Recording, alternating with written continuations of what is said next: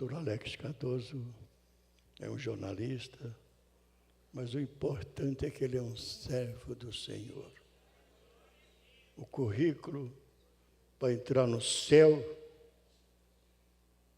não tem validade, mas ser servo do Senhor, nós entramos pelas portas. Vamos receber com boas-vindas. Seja bem-vindo em nome de Jesus. Você já tem o microfone. Contigo, pastor Alex. Amém. Obrigado. A paz do Senhor para todos. Estou feliz por poder retornar a esta catedral, a esta igreja, a essa casa de oração. 72 anos. Uma igreja histórica que faz história, que vai ficar para a história um modelo de igreja, uma igreja modelo, tendo à frente um homem inspirativo, com uma vida ilibada, com um verdadeiro testemunho, influenciando gerações. Eu quero aqui agradecer ao convite, pastor Clementino Barbosa, e em nome da igreja do qual eu pastoreio, Assembleia de Deus em Parque Esplanada em Embu das Artes, em nome da minha família, representada pelo meu filho Alex Júnior, que me acompanha, eu trago um abraço caloroso, afetuoso a todos vocês. Louvo a Deus pela vida dos vice-presidentes, da diretoria, dos dirigentes de congregação, de todas as congregações aqui representadas hoje, a exemplo do pastor Américo, pastor Marcos Gouveia, pastor Adalberto Cardoso, que tem meu sobrenome. Louvo a Deus pela vida dessa figura pública, que é o deputado Gilberto Nascimento, que durante tantas décadas, sem nenhuma nódoa, tem bem representado a igreja, o povo de Deus, no parlamento. Deus te conserve assim, imaculado, como uma garça. Eu quero, meus irmãos, na verdade, eu gostaria muito de falar sobre a igreja, mas Deus colocou no meu coração, na tarde de hoje, um tema muito conhecido, ou um texto muito conhecido. E eu quero que vocês permaneçam sentados assim, bem acomodados. Não é toda a igreja que oferece o conforto que vocês têm, mas a reverência é apenas daquela que parte do coração. Abram, por favor, em 2 Reis, capítulo 5, versos 1, 2, 3 e 4, apenas os 4 primeiros versículos. O texto fala de um general por nome Naamã, mas eu quero mesmo me prender a uma quase anônima, uma menina sem nome e sem fisionomia configurada, mas que tem um papel relevante na história deste grande líder do exército da Síria. 2 Reis, capítulo 5, versículos 1 ao 4. Diz assim: E Naamã, chefe do exército do rei da Síria, era um grande homem diante do seu senhor e de muito respeito, porque por ele o Senhor dera livramento aos sírios, e era este varão homem valoroso, porém leproso.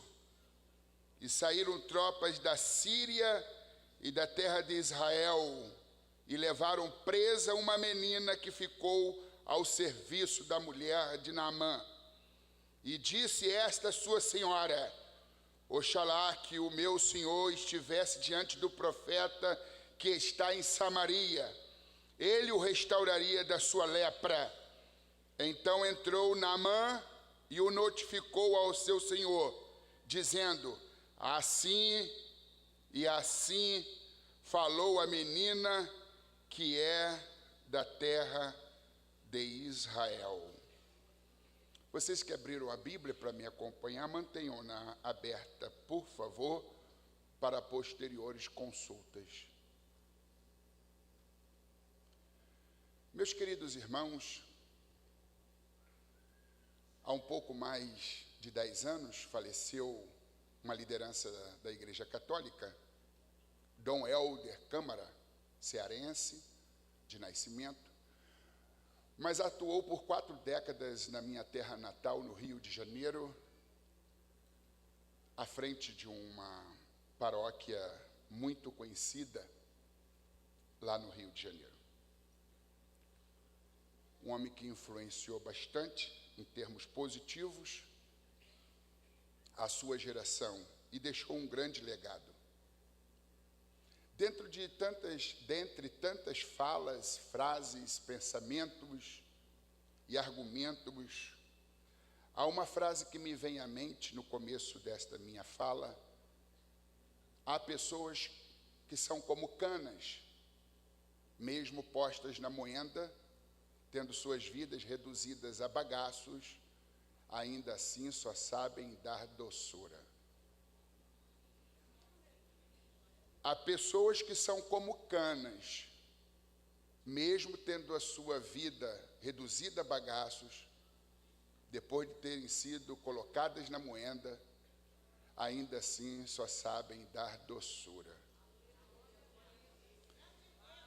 Há pessoas que são como canas, mesmo postas na moenda, tendo a vida reduzida a bagaços, ainda assim só sabem dar doçura.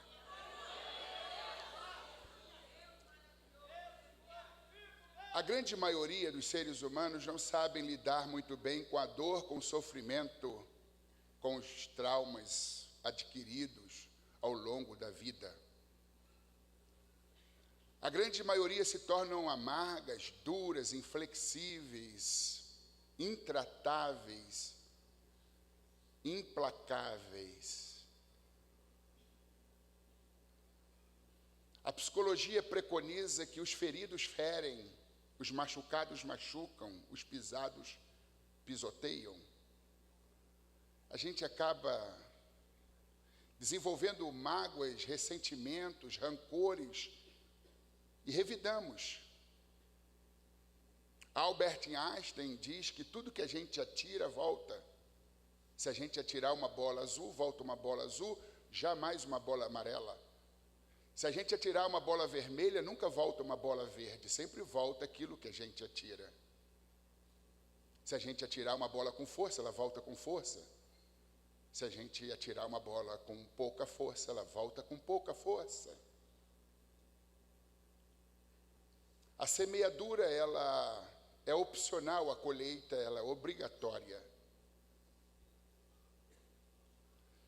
Mas existem pessoas que, mediante a graça de Deus e a aplicação da palavra de Deus no seu dia a dia, na sua vida, elas deixam de ser reféns do passado inglório, sombrio, sofrível, e elas superam as suas dores, os seus traumas. Pelo contrário, mediante a sua resiliência, elas dão a volta por cima, elas ressurgem das cinzas. Existiu um homem chamado Viktor Frankl, que escreveu uma obra monumental chamada Sentido da Vida, eu a recomendo para todos, que viveu as agruras do Holocausto. Ele perdeu seus pais, perdeu a sua esposa e perdeu o seu único filho pela Gestapo, a polícia da antiga União Socialista Soviética. Um daqueles soldados nazistas um dia o flagrou no meio dos exilados, vítimas do Holocausto, e disse: "Que fazes aí, lixo judeu, trazendo no seu dedo a aliança de casamento, tendo em vista que fui eu o autor do assassinato da tua mulher? Me dê esta aliança, seu lixo judeu." Calmamente ele retirou a aliança e entregou ao soldado nazista, que disse: "Você quer vomitar em cima de mim. A bem da verdade, você quer me dar um soco, me xingar. Fala a verdade. Esta é a tua vontade, mas está agindo pacificamente, né?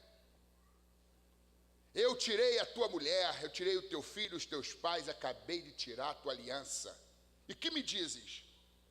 Tiraste tudo isso de mim. Só não tenho o poder de tirar a minha liberdade de escolha. Como eu vou reagir ao que me fizeste? Porque o importante não é o que se faz contra mim, mas como eu reajo àquilo que fazem contra mim. O importante não é o que me acontece, mas como eu reajo ao que me acontece. E Victor Frankl reagiu inteligentemente mesmo a um tratamento e não inteligente. A bem da verdade, como você está reagindo aos duros golpes da vida? Acautelai-vos para que, tendo que lidar com o monstro, não venha também se tornar um monstro. Acautelai-vos para que, tendo que viver uma vida dura, não venha também se tornar uma pessoa dura, implacável. Eu estou aqui para dizer para você que aquilo que não provocou a tua morte vai deixar você mais forte. Alex Cardoso, pastor presidente, jornalista, autor de 14 obras e várias outras escritas, esperando o tempo determinado para serem lançadas. Eu não venho de um berço esplêndido. Eu não venho de uma família, digamos, normal. Eu venho de um barril de pólvora emocional. Eu venho do último degrau social. Eu venho de um ambiente inóspito. Oh, como eu gostaria de dizer para vocês que eu sou filho de pastor, que eu nasci num lar evangélico, onde havia cultos evangélicos ou cultos domésticos. Os meus pais eram do baixo espiritismo. Meu pai era alcoólico inveterado, apesar de ganhar bem, de ter 2 bons empregos, mas vivia na orgia e na bebedeira, de forma que, sob o efeito alcoólico, e eu tenho poucas lembranças do meu pai sóbrio, ele se tornava um homem agressivo, porque o alcoolismo traz dano à psique, ao comportamento, à identidade do ser humano, à personalidade. E minha mãe, vítima de maus tratos, numa época que não havia Lei Maria da Penha para inibir as ações dos maridos covardes.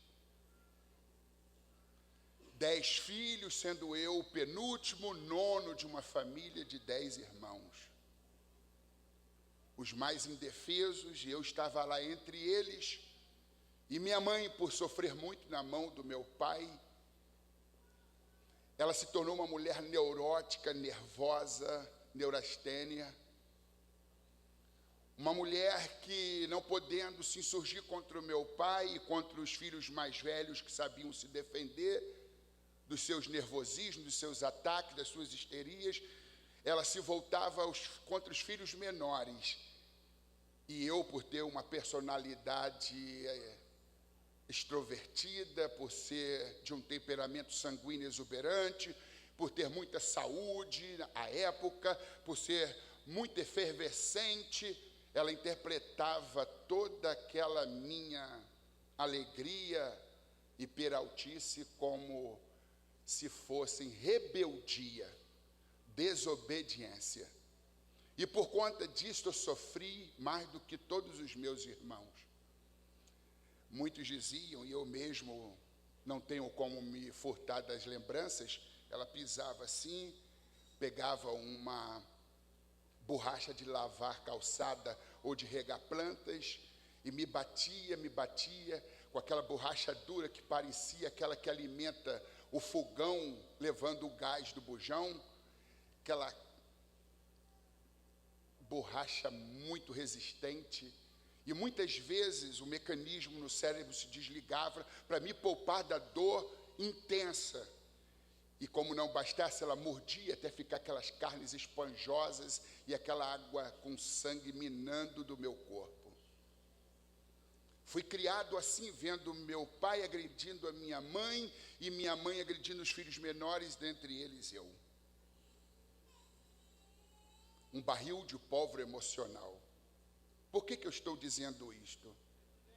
Estou dizendo isto porque um general, chefe do exército da Síria, que era um herói nacional, que tinha o respeito do rei Ben-Hadad e o respeito de todos os seus subalternos, de todos os coronéis, de todos os oficiais, de toda a sua tropa, ele invade Israel, sitia Israel, tem êxito na sua operação militar, e ele então rapta uma menina frágil, indefesa. Tira do seu país, tira do seio da sua família, da convivência dos seus pais, possivelmente da convivência dos seus irmãos, e leva para uma terra distante, onde tudo era diferente: idioma, cultura, alimentação, clima, religião. E aquela criança deixa para trás a sua família, a sua história. Imagina a cabeça daquela criança. Num ambiente novo, totalmente desconhecido, em meio ao apagão emocional, à escuridão emocional, ali ela passa a servir a esposa do general Naamã. Lava, passa, varre e faz todos os trabalhos domésticos. Ela poderia ter se amargurado, ter se ressentido, ela poderia ter se tornado uma pessoa nervosa, odiosa, raivosa. Mas aquela menina, ela não dá espaço no seu coração para nenhum sentimento entorpecedor,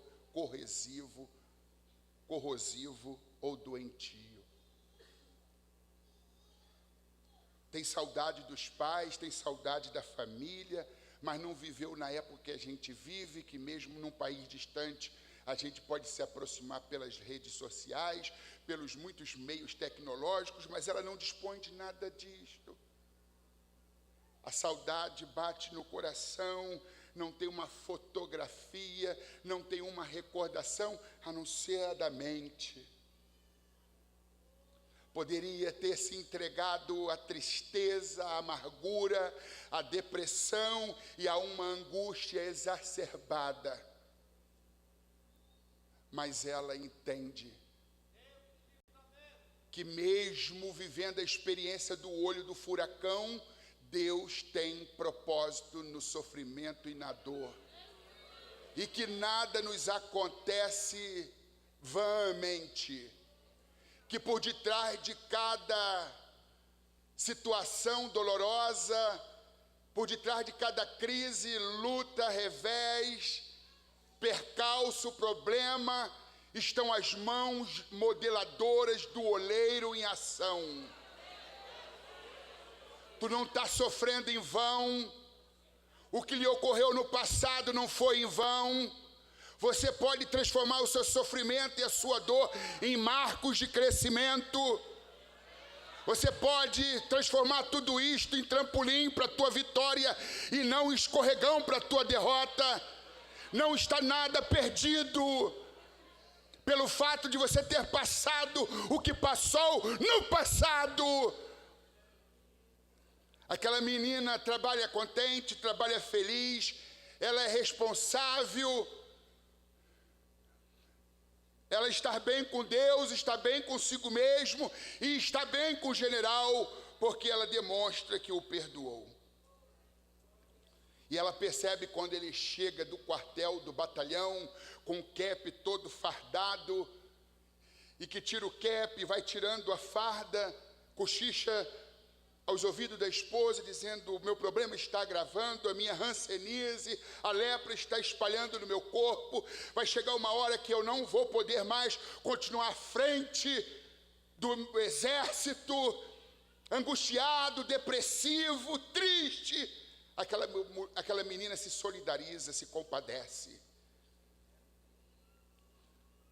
Um dia ela chega para a sua patroa e diz: eu tenho visto o drama do patrão. Ele tem alguma doença séria, grave? Sim. A patroa se abre e diz: trata-se de lepra.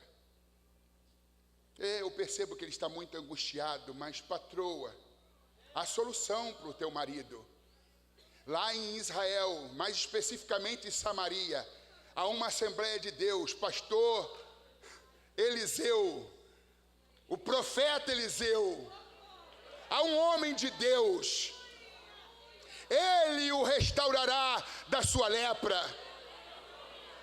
Se aquela menina fosse vingativa, se o seu passado tivesse alterado o seu estado de espírito, ela teria sonegado a informação. Ela teria dito: foi este homem o responsável por me tirar do seio da minha família e me trazer para este lugar. Por mim que ele morra, eu tenho a resposta, eu tenho a solução, mas o que depender de mim, ele vai morrer leproso.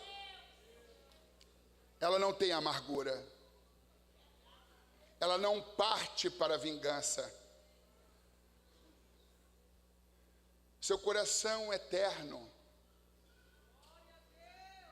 Ela é uma cana que passou 1, 2, 3 vezes na moenda, e cada vez que passava na moenda só liberava doçura, doçura, doçura e não amargura.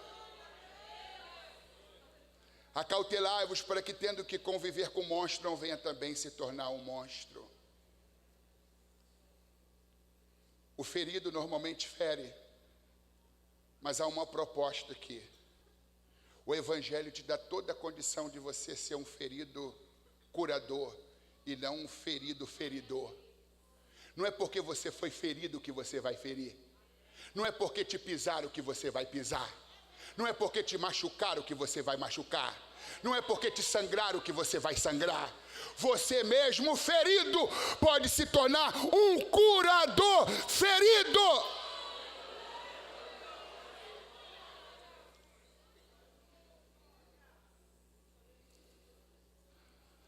Thomas Alva Edison, o homem que inventou a lâmpada elétrica. Depois você consulta sua biografia. Aos 9 anos de idade, estudando numa escola em Milan, uma cidade interiorana do estado de Ohio, nos Estados Unidos, fronteiriça com o Canadá, sua terra natal.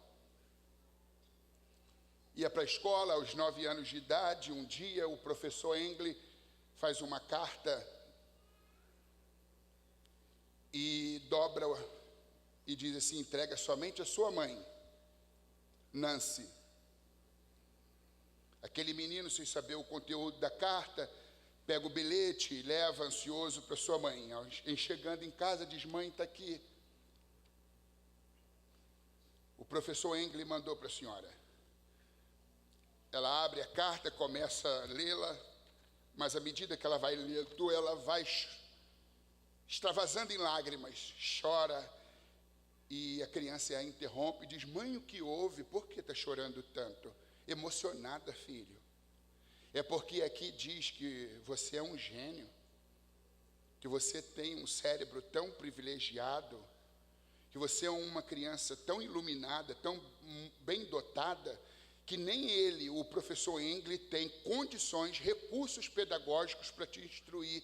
e nenhum outro professor há que possa fazê-lo também, de forma que ele está me pedindo para ser a sua professora, para não te enviar mais para a escola, e que eu, além de exercer o papel de mãe, eu vou exercer o papel de professora. Eu não vou poder mais para a escola, não é não poder, é que não precisa. A escola não tem condições de ensinar um gênio. É mesmo, mãe? Ele acreditou, mas não era esse o conteúdo. Mas ele não suspeitou. Ele se tornou um adolescente, um jovem, um homem.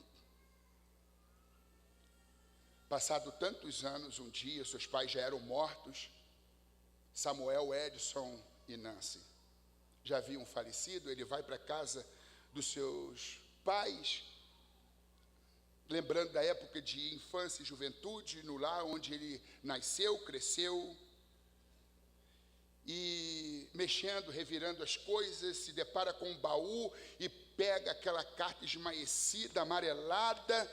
É aquele bilhete que fala que eu sou um gênio, mas não era isso.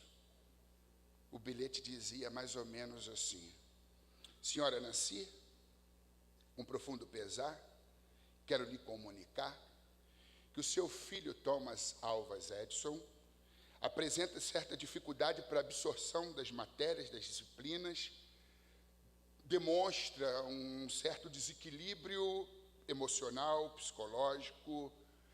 Tenho para mim que ele seja um débil mental e aconselho que a senhora mesma cumpra o papel de educá-lo.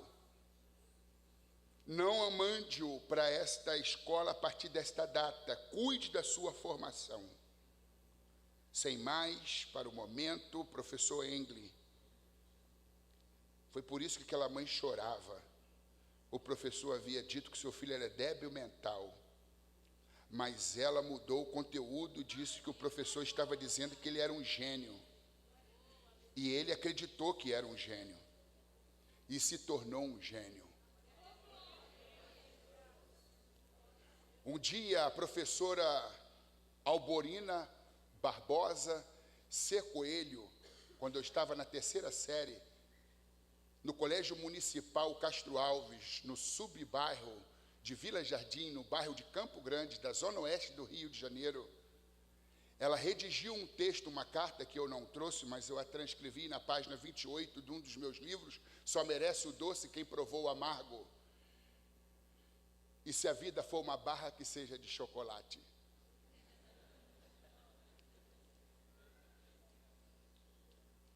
E eu quero aqui ler para vocês, e prometo ser bastante conciso.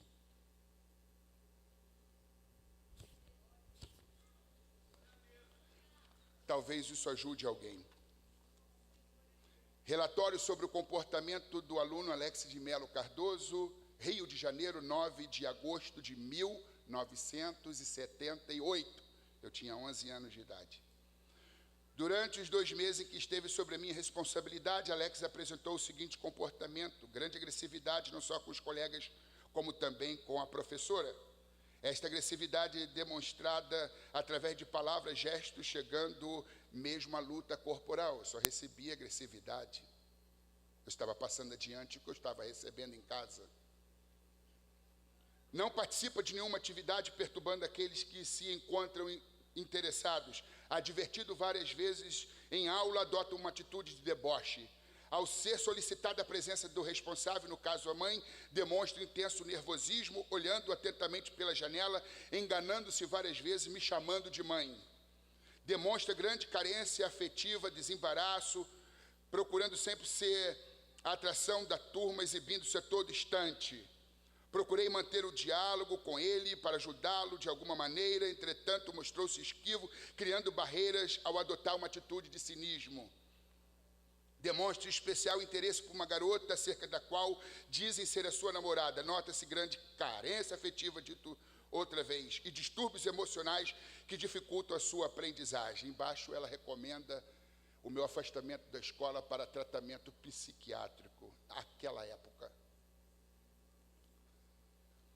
Cheguei em casa com o bilhete e dei para minha mãe.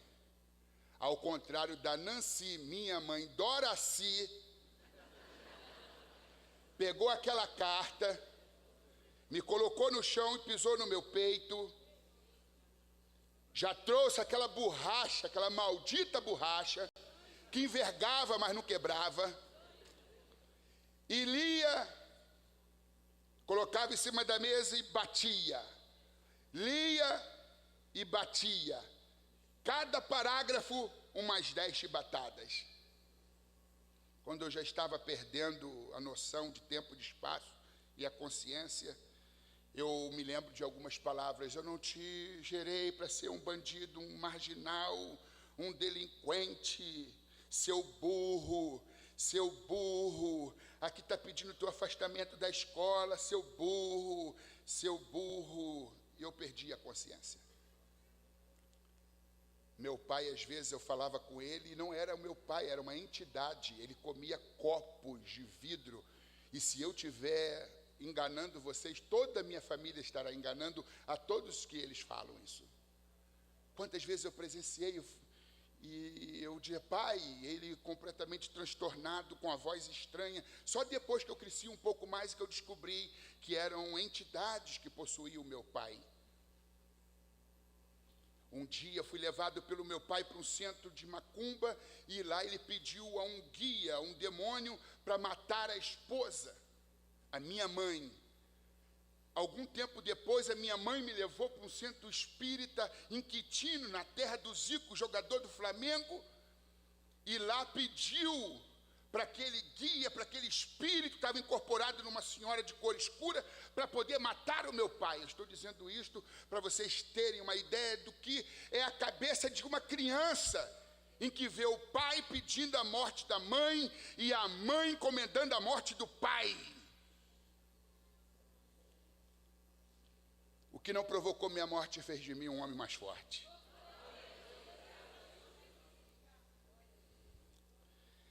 Ela leu aquela carta e me castigou. Perdoei minha mãe, meu pai, vítimas que fizeram vítimas, feridos que passaram a ferir a outros. Mas aos 16 anos a minha mãe rompeu com todos os guias, caboclos, demônios, umbanda, quimbanda, não sei quantas bandas. Reuniu todos os filhos, 10, Ângela, Sancler, Peter, Argélia, nome de país, Margarete, Patrícia, Marcelo, Marcos, Alex, que vos fala, e José, que recebeu o nome do pai. E ela disse, eu rompi com tudo, estou na igreja, dia 20 de setembro de 84, eu vou me batizar, e quero saber quem é que topa. Você topa, Ângela? Ela disse não. Sancler? Ele disse não. Todo mundo disse não. Ela se voltou para mim, e você, Alex? Aí eu me lembrei de uma fala de Bob Marley que diz, quem topa qualquer parada não para em nenhuma topada. Aí eu acrescentei o termo, quem topa pela fé, qualquer parada não para em nenhuma topada. Eu disse, eu topo. Aí no dia 20 de setembro de 1984, minha mãe estava descendo as águas batismais e eu atrás. Há 10 anos Deus me trouxe para São Paulo. 3 meses depois, ela vítima de um câncer, combateu o bom combate, acabou a carreira e foi para casa. Está esperando Alex Cardoso, um dos seus filhos mais novos. Chega lá, e enquanto eu não chego, eu combato também o bom combate. Eu quero terminar a minha carreira louvando a Deus, exaltando o seu nome.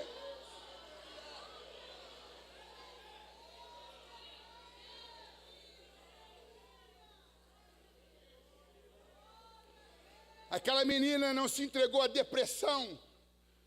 Aquela menina não se tornou uma menina angustiada, cheia de solidariedade, amor, e disse, patroa, lá em Samaria, há um profeta, Eliseu, ele curará o general de sua lepra. Quando o general chega outra vez em casa, a mulher disse, a menina, a empregada doméstica, a exilada, aquela mulher, aquela menina que foi tirada do convívio dos pais, da sua terra natal, que está aqui ao nosso serviço, ela disse que há esperança para ti. Aquela menina não se furtou de ser usada por Deus e não sonegou a informação de Deus. Ela não revidou, ela não deu troco, ela não se vingou.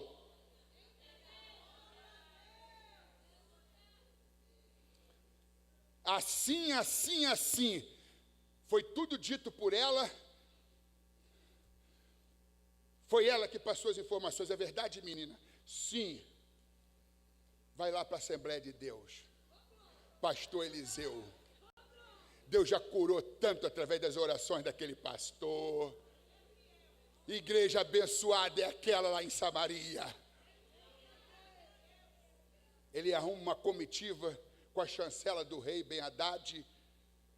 Ele segue rumo de Damasco para Samaria, da Síria para Israel. Aí há um problema que eu quero encurtar o caminho, um mal entendido. Ao invés de designá-lo para o profeta, designa ele para Jorão, rei de Israel. O rei Jorão, quando recebe aquela missiva dizendo, estou enviando o meu general para que tu imponha as mãos e o cure. Aí o rei Jorão, que era um rei em si mesmado, sem envergadura moral, espiritual, um desequilibrado mental, entendeu tudo errado, dizendo assim, ele está procurando ocasião para guerrear, para poder criar uma outra guerra entre nós. Sou eu Deus para curar, para salvar. Ele está de brincadeira, está ironizando. Aí teve uma crise de nervosismo, rasgou todos os seus vestidos. Coisa feia, né? Partindo de uma liderança. Outra coisa, se o Alex tiver uma crise nervosa e rasgar o terno é baratinho, é comprado na 25. Mas esse cabra aqui, meus irmãos, roupa de rei, é com fio de ouro, é alta costura. Tem gente assim, qualquer coisa, chuta o cachorro, mata o papagaio, estrangula o gato. Qualquer coisa, quebra o vaso, a relíquia, chuta a mesa, chuta o balde. O problema de chutar o balde é que você depois vai ter que ir atrás do balde. E dependendo da força com que tu chutou, você vai ter que percorrer muita distância para recuperar o balde. Então, reaja inteligentemente, mesmo a um tratamento não inteligente. Sossega. Aí, o profeta, ele é informado que o rei está fazendo tempestade num copo d'água. O rei está desequilibrado, está encismado, está nervoso, está chutando balde e rasgando o manto, as vestes reais e principais. Deixa vir a mim! Não tem solução para o problema? Aqui tem solução. Deixa vir a mim! Aí mandou o problema. Aí vem Naamã com a sua comitiva, no seu cavalo, na sua carruagem, para de frente da casa do profeta. E veio pensando, eu chegando lá, vai tirar uma selfie, vai me abraçar, tirar foto do meu lado, botar no Face, no Instagram, vai colocar nas redes sociais, porque às vezes tem líderes bajuladores, sabe? De generais, bajuladores, são papagaios de pirata, quer estar na foto, está tudo que é lugar. Só tem que, o pastor Eliseu, a Bíblia fala profeta, eu vou chamá-lo de pastor. está bem resolvido com a sua autoestima. Ele se esconde em Deus, ele não esconde Deus. Ele não sofre de holofotite, pulpinite, microfonite. Ele sabe que o ministério profético é serviço, não é ser visto. Ele é um ganhador de almas, ele não está atrás de palmas.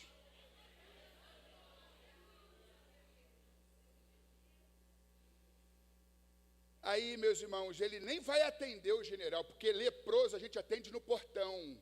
A gente não põe leproso dentro de casa. Tem muita gente abrindo o portão, abrindo a porta, introduzindo leprosos para dentro de casa. Vai ter problema. Não é qualquer um que pode desfrutar da tua intimidade. Aí mandou um servo, um empregado, um colaborador, um coadjuvante, um obreiro, vai lá e diga para o general para ele mergulhar 7 vezes no Rio Jordão. O rapaz chega e saudou lá o general e diz, o profeta disse para o senhor ir lá para o Rio Jordão, alguns quilômetros daqui, mergulha, 7 vezes, e vai ficar com a pele como de uma criança. A Bíblia diz que ele se indignou e disse assim, lá em Damasco, na minha terra, existem 2 rios, Abana e Farpá, águas cristalinas. Eu vou me banhar nas águas sujas do Rio Jordão? Será que eles não perceberam que eu sou o general, herói nacional, o comandante-chefe do exército da Síria? Crise de estrelismo. Nunca se ache demais, porque tudo que é demais sobra, tudo que sobra vira resto, e todo o resto vai para o lixo. Recolhe a cauda, pavão. O pavão de hoje é o espanador de amanhã. Aí ele abre a cauda, eu ia falar abre o rabo, fica muito difícil isso, né? Eu nunca mais ia ser convidado para vir aqui. Abriu a cauda, cheia de ocelos brilhantes, parece um arco-íris de plumas e penas. O recado foi para baixar a bola. Menos.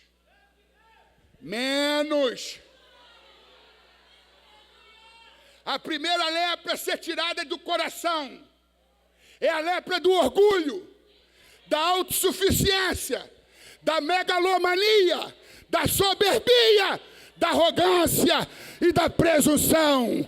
Nunca se ache demais, porque tudo que é demais sobra, tudo que sobra vira resto, e todo o resto vai para o lixo. Se tu canta, você canta porque Deus te deu o dom. Se tu prega, o dom vem do alto, não vem de dentro, vem de cima, veio do trono, veio de Deus, veio do alto.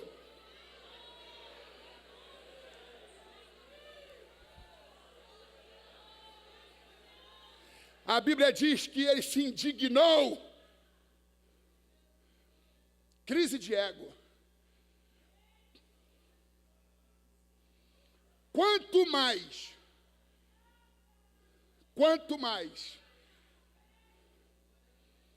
você se sente afrontado,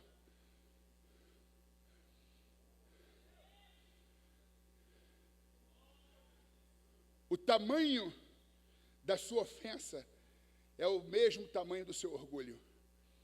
Quem muito se ofende, muito orgulho tem. Quem pouco se ofende, tem pouco orgulho. A ofensa está atrelada ao orgulho.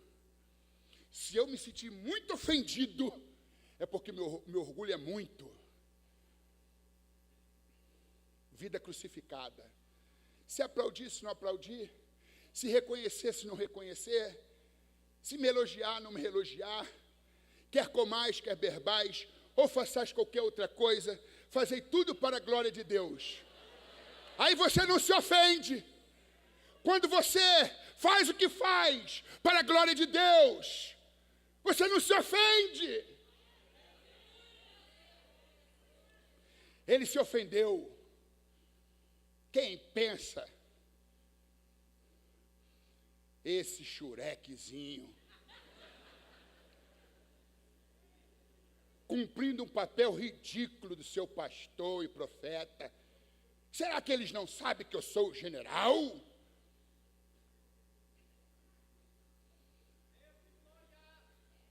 Ó, tem muita ovelha ensinando o pastor a dirigir culto, muito católico ensinando o padre a rezar a missa, e esse cidadão estava ensinando o médico a receitar. Ele quer a cura, mas ele não aceita a receita e nem a medicação. A receita é 7 mergulhos num dia. A medicação, mergulho, mergulho, mergulho, mergulho, mergulho, mergulho, mergulho. Ele quer a cura, mas não quer a receita nem a medicação. Ele escolhe qual é a medicação, Abana e Farpar. O primeiro rio representa Rio Dourado, o outro rápido, que é tudo de forma VIP e rapidinho, no seu tempo. Esse negócio de ficar 7 vezes, sobe, desce, mergulha, sobe, desce, mergulha, sobe, desce. Não, eu não sou ioiô. Diga comigo, só vale a pena ser ioiô se o barbante estiver na mão de Deus. Naamã não sabia que o barbante estava na mão de Deus. E que quando o barbante está na mão de Deus, vale a pena ser ioiô. Vai e volta. Ioiô, uma palavra filipina, que significa vai e volta. Eu não quero ir e voltar, eu não quero ser manipulado na mão de um homem que não tem as marcas da cruz, unção na sua testa. Mas eu me deixo guiar por aqueles que Deus levantou e deu autoridade e que bem o representa na terra.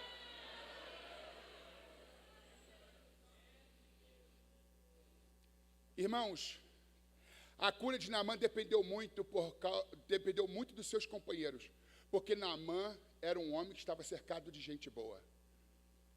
Porque aqueles homens não eram bajuladores. Se fosse, diria, vamos voltar mesmo, vamos voltar. Concordamos.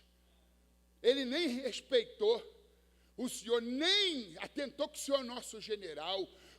Ninguém disse isso. Levaram para o campo da afetividade. Pai, se o profeta te pedisse algo ainda muito mais complexo, ou uma coisa maior, não valeria a pena, já que é a sua vida que está em jogo?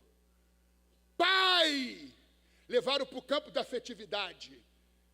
É a tua cura, a tua vida, a tua carreira que estão em jogo. Vale a pena sim. Cuidado com todo mundo que só vive falando tudo que tu quer ouvir, tudo que tu gosta de ouvir. Bajulação é igual um dinheiro falso. Empobrece quem o recebe. É bom estar cercado de gente leal, fiel, veraz, verdadeira. Gente que não alimenta o ego, mas gente que com diplomacia, com elegância, com respeito, com tato, com perícia, fala a verdade. Tato é a capacidade de dizer a verdade sem criar um inimigo. É saber falar. E eles souberam falar. Convenceram Naamã de descer 8 vezes. Aí você diz, não, 7. Ele desceu 7 vezes ao Rio Jordão. Mas para descer 7 vezes no Jordão, ele teve que descer do cavalo primeiro. Então desceu 8 vezes. Desce do teu cavalo. Porque enquanto a gente tem as rédeas nas mãos e a gente está em cima do cavalo, o senso de onipotência prevalece. Deixa as rédeas por alguns minutos. Desça do cavalo, se dirija ao rio. Olha as águas barrentas do Rio Jordão. Tal qual o Rio Jordão, a igreja tem suas águas barrentas, mas é o lugar da tua cura, é o lugar da tua restauração, é o lugar do teu milagre. Ele não queria descer as águas do Rio Jordão porque eram barrentas. Agora tu vê um leproso dizendo que o rio tinha água barrenta. Um barrento falando do outro. Tem muita gente assim. O leproso dizendo onde tem que ser, onde tem que se banhar, qual é o rio que deve mergulhar. Ô, baixa a tua bola, desce, pelo amor de Deus, primeiro do cavalo.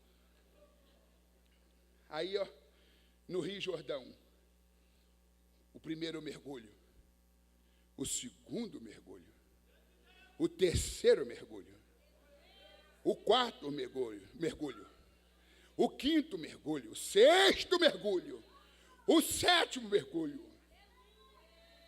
A sua carne era como a carne de um menino. Valeu ou não valeu? Valeu a pena ou não valeu? Vamos mergulhar, irmãos. Engolir o orgulho raramente produz digestão. Ele sai daquelas águas curado. Ao invés de ir direto com a caravana para o seu país, ele diz, não, eu preciso agradecer. A maior prova de que a lepra saiu também do coração foi porque a gratidão invadiu-lhe a alma. A gente vai voltar lá na Assembleia de Deus em Samaria, na igreja do pastor Eliseu. Ele volta com a caravana e traz muitos ouro presente. O homem de Deus, ele não faz nada visando ouro, visando presente. Aquele que serve a Deus por dinheiro, cedo ou tarde, servirá a Satanás por um salário maior. Se o ouro, se o dinheiro é a motivação do teu ministério, tu é um mercenário, tu não é um servo de Deus. O salário é uma consequência, é um reconhecimento. Não é a razão das razões. E ele objeta, diz, não, eu quero o teu bem, eu não quero teus bens. É assim que você reconhece o falso do verdadeiro profeta, do verdadeiro para o falso profeta. O falso profeta quer os teus bens, o verdadeiro profeta quer o teu bem.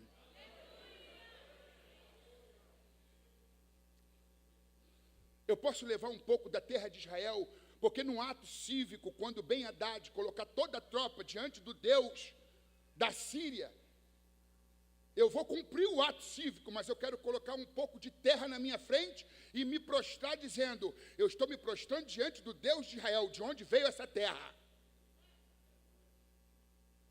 Ele foi curado da lepra do corpo, da lepra da alma, da lepra da mente, da lepra do coração. Uma cura integral, cura completa, milagre!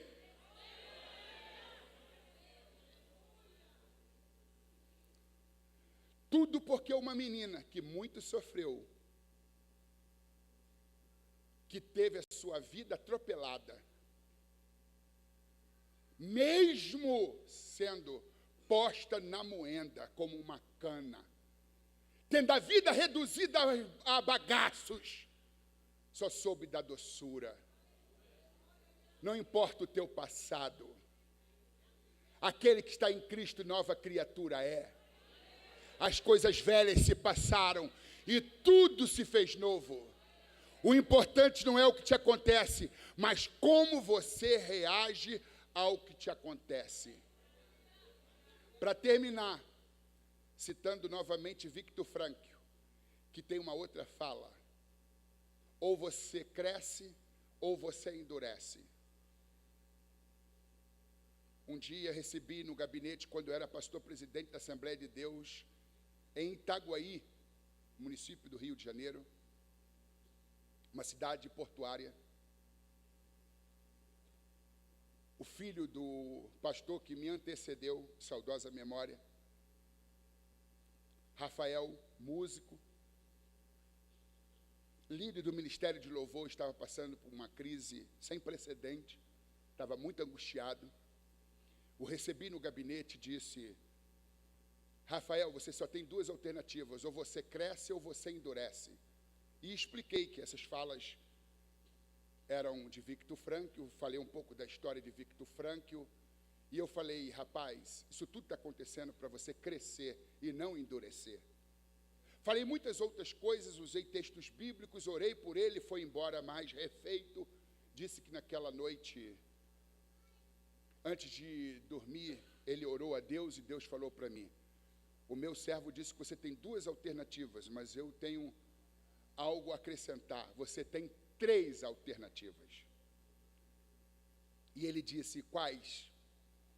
E Deus lhe disse: ou você cresce, ou você cresce, ou você cresce. E eu estou aqui para dizer para você que essa alternativa de endurecer está descartada. Com toda a luta, com todo o problema, com toda a experiência que você está vivenciando no olho do furacão, você só tem 3 alternativas: ou você cresce, ou você cresce, ou você cresce. Crescei antes na graça e no conhecimento do nosso Senhor e Salvador Jesus Cristo. Vocês podem aplaudir a Jesus Cristo?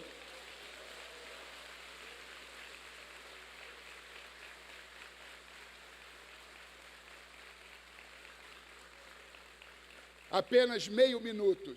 Não vou falar sobre o que escrevi, só anunciar. Esse livro ganhou um prêmio em 2005. Em 2006, 2005 ele foi publicado pela editora MK Publicitário no Rio de Janeiro. Só merece o doce quem provou o amargo. E se a vida for uma barra, que seja de chocolate. É um livro de resiliência, de superação, de crescimento. E esse é o mais novo livro. Eu levo 24 meses para escrever um livro. Este, ao contrário de todos os demais, eu levei 9 anos. 9 longos anos. Como ser um líder poderoso sem ter sede de poder? A síndrome de Diótrefes, diagnóstico, tratamento e cura à luz da Bíblia. Este é mais específico para líderes de departamentos, obreiros e pastores, para lideranças. Tem 30 dias, apenas um mês que ele foi lançado. Se é que tem um mês, eu acho que um pouquinho menos. Se você puder se ajudar e me ajudar. Esse livro foi recomendado para que fosse vendido por R$ 49,90, mas eu passo por R$ 29,90, só não terei 10 centavos para dar de troco. Então é R$ 30, tá bem? E esse livro aqui, R$ 24,90, também não terei 10 centavos. Ok? Deus abençoe a todos. Não vim para vender livros, mas eu vim para ser boca de Deus. E muito obrigado, pastor, pela oportunidade de poder estar aqui outra vez. Deus abençoe a todos. Esse livro é para o senhor, de presente.